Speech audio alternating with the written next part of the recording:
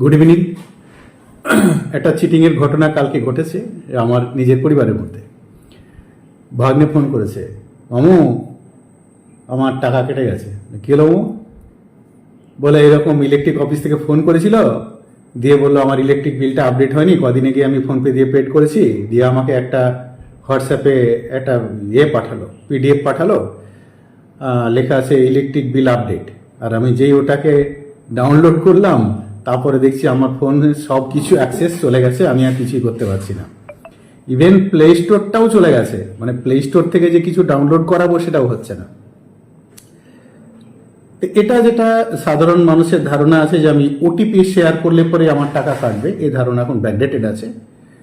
এখন আর ওটিপি লাগে না, ওটিপি ছাড়াও বিভিন্নভাবে ফোনের অ্যাক্সেস নিয়ে নিতে পারে বা টাকা কেটে নিতে পারে। তো আপনারা সাবধানে থাকবেন। এই এখন বিয়ের মরশুম আসছে, বিয়ের কার্ড দেখবেন আপনার পরিচিত কেউ পাঠিয়ে দিল, আপনি ভাবলেন যে এটা আমার বিয়ের কার্ডই আছে, বিয়ের কার্ডের নাম করে আপনার আসতে পারে ওখান থেকে এপিকে যে আছে অ্যাপ, ওটাকে আপনার ফোনে ইনস্টল করে দেবে। লিঙ্ক অ্যাপ, ওটাকে পিডিএফের মাধ্যমে লিঙ্ক পাঠাবে, ওটা দিয়ে অ্যাক্সেস নিয়ে নিতে পারে। তারপরে আমরা দেখেছি অনেক সময় এর যেমন করেছে ইলেকট্রিক বিল আপডেট বলে অ্যাপ পাঠিয়ে দিয়েছে, বিভিন্ন রকমের পিডিএফ পাঠিয়ে আপনার ফোনের অ্যাক্সেস নিয়ে নেবে। এবারে যে নম্বর থেকে নিয়েছে সেই নম্বরটা আমি দিল, সঙ্গে সঙ্গে আমি দেখলাম যে ওর লোকেশন হচ্ছে জামতাড়া। তো বুঝে গেলাম যে কোথায় জামতাড়া গ্যাংয়ের পাল্লায় পড়ে গেছে, এবার মুশকিল আছে। যাই হোক 16,000 টাকার উপর দিয়ে গেছে। এর রেমিডি কি আছে? এরকম যদি কারোর সঙ্গে এরকম ঘটনা ঘটে যে আপনি ভুলবশত কোনো পিডিএফ ডাউনলোড করে ফেলেছেন, অপরিচিত কোনো লিঙ্ক ডাউনলোড করে ফেলেছেন, আপনার ফোনের অ্যাক্সেস চলে গেছে, তখন যেটা করতে হবে আপনার নিজের থেকে যদি আপনি করতে পারেন তাহলে এমকবচ অ্যাপ, এমকবচ 2 এরকম অ্যাপ আছে, ওই অ্যাপটা আপনার ফোনে ডাউনলোড করে স্ক্যান করলে দেখা যাবে যে আপনার কতগুলো থার্ড পার্টি অ্যাপ আপনার অজান্তে আপনার ফোনে ডাউনলোড হয়ে গেছে। তাহলে থার্ড পার্টি অ্যাপ যেটা অজান্তে আপনার ফোনে ডাউনলোড হয়ে যাচ্ছে, সেইগুলোকে প্রথমে ওই এমকবচ অ্যাপ দিয়ে আইডেন্টিফাই করে স্ক্যান করে ওগুলোকে রিমুভ করতে হবে।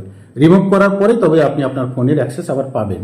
আর নচেত আপনার ফোনের সমস্ত অ্যাক্সেস আপনাকে শুধু কল করতে দেবে, আপনি বুঝতে পারবেন না যে আপনি কল করতে পারছেন, মানে আপনার ফোনের অ্যাক্সেস আপনার কাছে না।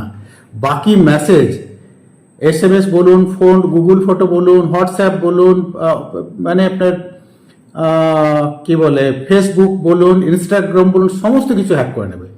এবার ওখান থেকে আপনার ফোনে যদি কোথাও থেকে মেসেজ পাঠায় ওটিপি, তাহলে সেই অ্যাক্সেস করছে, আর ওটিপি অ্যাক্সেস হয়ে যাওয়া মানে আপনার সব কিছু চলে যাওয়া। তো আপনারা সাবধানে থাকবেন। এরকম ধরুন যদি কারো ঘটনা ঘটে, আপনারা সঙ্গে সঙ্গে সাইবার পিএসে যোগাযোগ করবেন, লোকাল থানায় যোগাযোগ করবেন, আর 1930 এখানে কমপ্লেন করবেন। 1930 কমপ্লেন করলে কি হবে, আপনার ওটা যদি ফার্স্ট লেভেলেই ওটাকে আমরা ব্লক করতে পারি টাকা উইথড্র হওয়ার আগে। ও তো করে কি, কোথাও কারো অ্যাকাউন্ট ভাড়া নিয়ে রেখেছে, তার অ্যাকাউন্টে টাকাটা ট্রান্সফার করে দিল, এবার তার কাছ থেকে গিয়ে এটিএম থেকে, ওখানে এটিএম কার্ডও নিজের কাছে নিয়ে রাখে, ওখান থেকে টাকা তুলে নেয়। কোনো গরিব মানুষের নামে অ্যাকাউন্ট ভাড়া নিয়ে রাখে, সেই ভাড়ার অ্যাকাউন্ট থেকে টাকাগুলো উঠে যায়। ফলে যখন ধরা পড়ে তখন দেখা যাচ্ছে যে টাকা তার কাছে আর কিছুই পাওয়া যায় না। তো সবাই সাবধানে থাকবেন। এই ধরনের মরশুম আসছে। অজানা পিডিএফ ডাউনলোড করবেন না, অজানা লিঙ্ক ডাউনলোড করবেন না। এটা ভুলে যান যে শুধুমাত্র ওটিপি শেয়ার করলেই আপনার টাকা কাটতে পারে, ওটিপি শেয়ার না করলেও এইভাবে আপনার ফোনের অ্যাক্সেস চলে গিয়েও আপনার থেকে টাকা কেটে নিতে পারে। Thank you. সবাই ভালো থাকবেন, সুস্থ থাকবেন, সাবধানে থাকবেন।